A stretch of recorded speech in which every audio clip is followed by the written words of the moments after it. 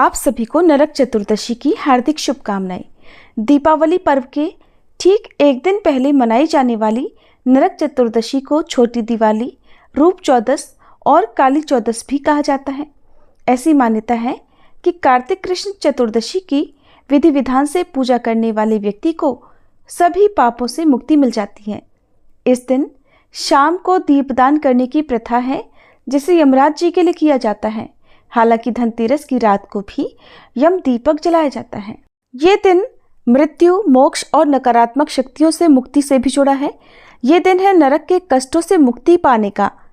नरक चतुर्दशी की पौराणिक कथा नरकासुर के वध और 16,000 कन्याओं की मुक्ति से जुड़ी है। वैसे तो पुराणों में नरक चतुर्दशी से जुड़ी हुई बहुत सारी कथाएं हैं, लेकिन उनमें से एक बहुत ही प्रचलित और पौराणिक कथा आज आपको सुनाते हैं। आप सब भी ध्यानपूर्वक इस कथा को पूरा अवश्य सुनिएगा। नरकासुर नामक एक महान पराक्रमी राक्षस था जो भूमि से उत्पन्न हुआ था। उसने देवराज इंद्र और संपूर्ण देवताओं को युद्ध में जीतकर देव माता अदिति के 2 तेजस्वी कुंडल छीन लिए थे। साथ ही देवताओं के तरह तरह के रत्न, इंद्र का ऐरावत हाथी, उच्च श्रवा घोड़ा, कुबेर की मणिमाणिक्य आदि और पद्मनिधि नामक शंख भी ले लिए थे। वह आकाश में विचरण करने वाला था और आकाश में ही नगर बनाकर उसके भीतर निवास करता था। एक दिन संपूर्ण देवता उसके भय से पीड़ित हो शचीपति इंद्र को आगे करके अनायास ही महान कर्म करने वाले भगवान श्री कृष्ण की शरण में गए। श्री कृष्ण ने भी नरकासुर की सारी चेष्टाएं सुनकर देवताओं को अभयदान देकर विनीतानंदन गरुड़ का स्मरण किया। सर्वदेव वंदित महाबली गरुड़ उसी समय भगवान के सामने हाथ जोड़े उपस्थित हो गए। भगवान सत्यभामा के साथ गरुड़ पर सवार हुए और मुनियों के द्वारा अपनी स्तुति सुनते हुए उस राक्षस के नगर में गए। जैसे आकाश में सूर्य का मंडल दैदीप्यमान होता है, उसी प्रकार उसका नगर भी उद्भासित हो रहा था। उसमें दिव्य आभूषण धारण किए बहुत से राक्षस निवास करते थे। वह नगर देवताओं के लिए भी दुर्भेद्य था। भगवान ने उसके कई आवरण देख चक्र से उन्हें काट डाला। ठीक उसी तरह जैसे सूर्य अंधकार को नष्ट कर देते हैं। आवरण कट जाने पर समस्त राक्षस शूल उठाए सैकड़ों और हजारों के झुंड बनाकर युद्ध करने के लिए चल पड़े। विजय की इच्छा रखने वाले निशाचर, तोमर, भिंदीपाल और पट्टिश आदि अस्त्र शस्त्रों से भगवान श्री कृष्ण पर प्रहार करने लगे। तब भगवान श्री कृष्ण ने भी शारंग धनुष लेकर उनके दिव्य अस्त्र शस्त्रों को काट डाला और अग्नि के समान तेजस्वी बाणों से उन सब का संहार आरंभ किया। इस प्रकार समस्त राक्षस मारे जाकर पृथ्वी पर गिर पड़े। संपूर्ण दानवों का वध करके कमल नयन भगवान पुरुषोत्तम ने पांचजन्य नामक शंख बजाया। शंखनाद सुनकर पराक्रमी दैत्य नरकासुर दिव्य रथ पर आरूढ़ होकर भगवान से युद्ध करने के लिए आया। उन दोनों में अत्यंत भयंकर घमासान युद्ध हुआ, जो रोंगटे खड़े कर देने वाला था। वे दोनों बरसते हुए मेघों की तरह हजारों बाणों की झड़ी लगा रहे थे। इसी बीच में भगवान वासुदेव ने अर्धचंद्राकार बाण से उस राक्षस का धनुष काट दिया और उसकी छाती पर महान दिव्यास्त्र का प्रहार किया। उससे हृदय विदीर्ण हो जाने के कारण वह महान असुर पृथ्वी पर गिर पड़ा।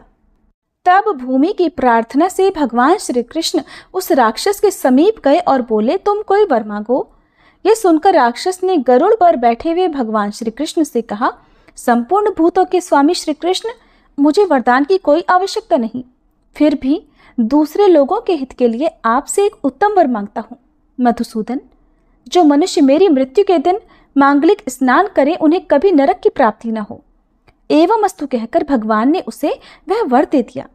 नरकासुर ने ब्रह्मा और शिव आदि देवताओं द्वारा पूजित वज्र और वैदूर्य मणि से बने हुए नुपुरों से सुशोभित और शरतकाल के खिले हुए कमल के समान कोमल भगवत चरणों का दर्शन करते हुए अपने प्राणों का परित्याग किया और श्री हरि का सारूप्य प्राप्त कर लिया। इसके बाद देवता और महर्षि आनंद मग्न होकर भगवान के ऊपर फूलों की वर्षा और स्तुति करने लगे।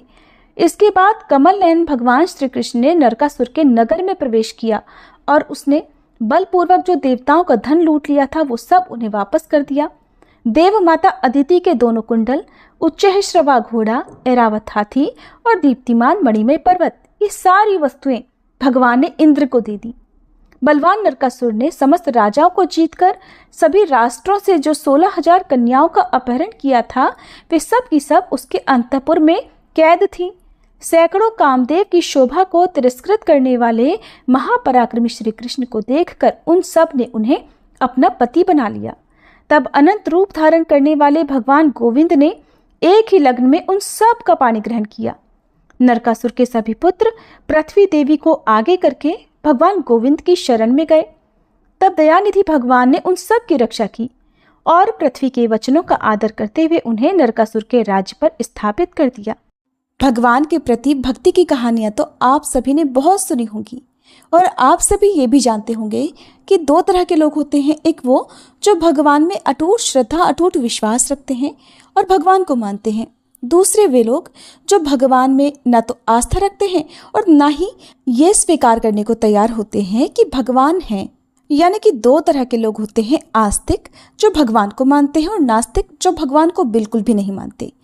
अब भगवान के प्रति जिसके मन में भक्ति होती है, भगवान तो अपने ऐसे भक्तों की हमेशा सुनते हैं।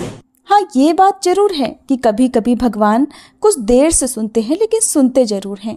और देर से सुनने के पीछे भी कारण यही होता है कि सभी को अपने अपने जो भी कर्म है, चाहे वो इस जन्म के हो या पूर्व जन्म के हो, जरूर भुगतने होते हैं।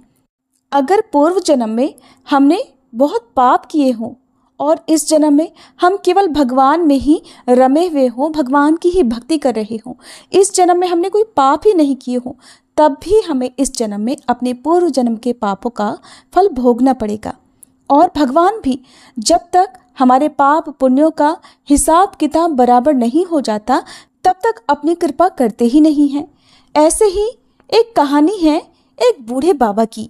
एक बूढ़े बाबा जो अपने पूरे जीवन भर सिर्फ राम नाम जपते रहे, भगवान की भक्ति करते रहे और अब वे बूढ़े हो चुके थे।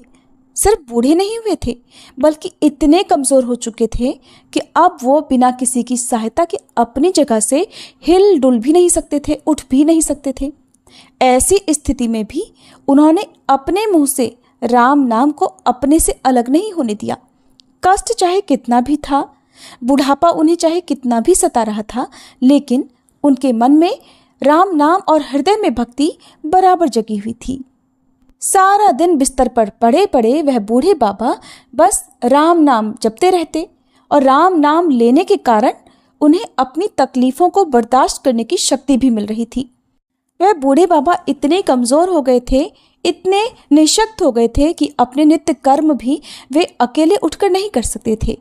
उनके परिवार में उनके 2 बेटे भी थे, तो वे ही उनके नित्य कर्म करने में उनकी सहायता किया करते थे। जब बीमारी के कारण, बुढ़ापे के कारण बूढ़े बाबा बिस्तर से लग गए, तब शुरुआत में तो उनके वे बेटे बिना कुछ कहे खुद ही अपने बूढ़े पिता की सहायता कर दिया करते थे। फिर धीरे धीरे ये हुआ कि जब उनके पिता उन्हें आवाज़ लगाकर बुलाते तब वे आते।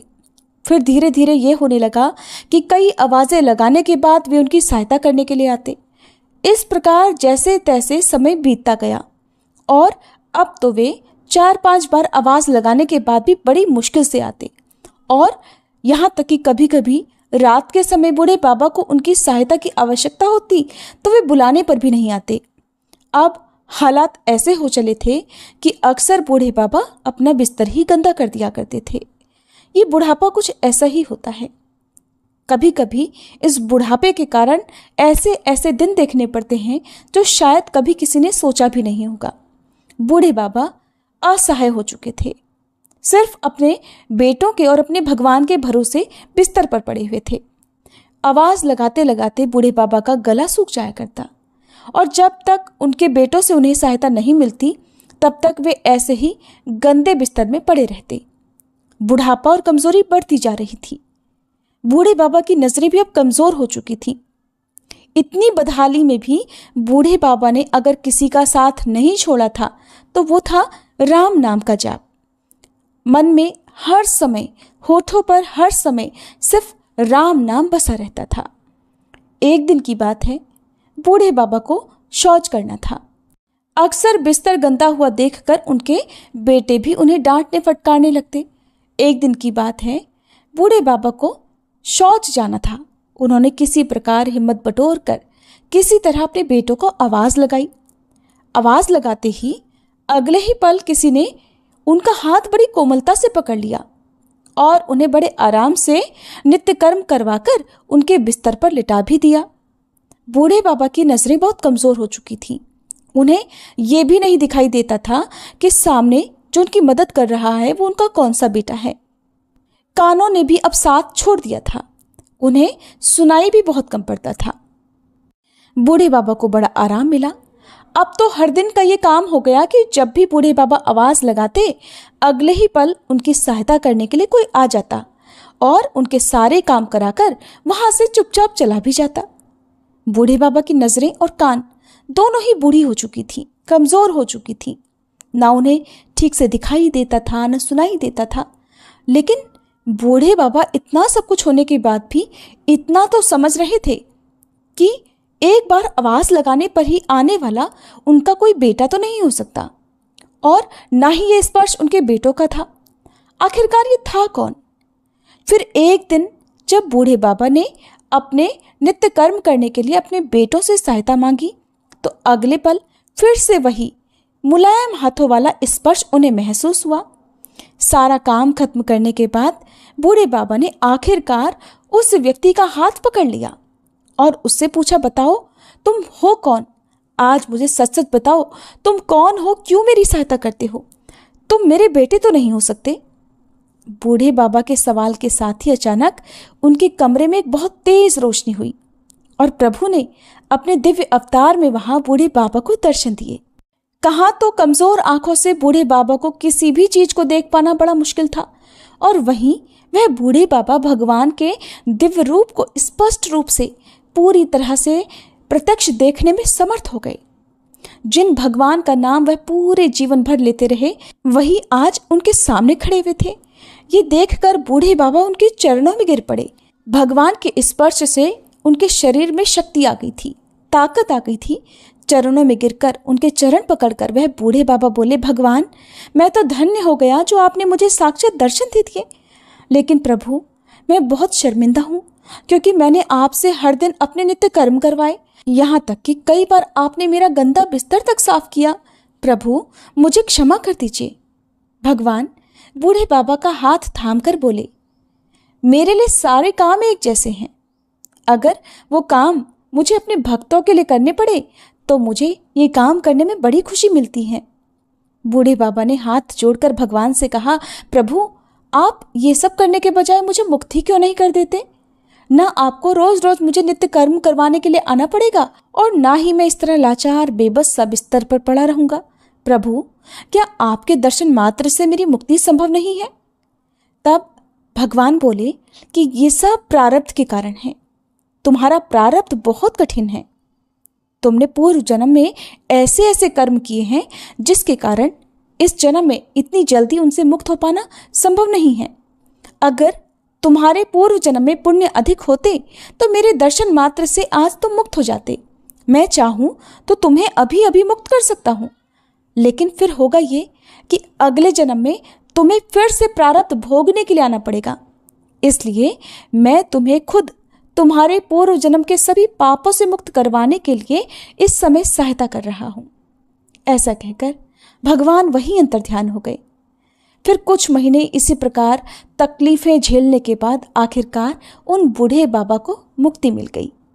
तो ये थी आज की कहानी। अगर आपको बहुत अच्छी लगी होगी तो आप इस कहानी को शेयर जरूर कीजिएगा।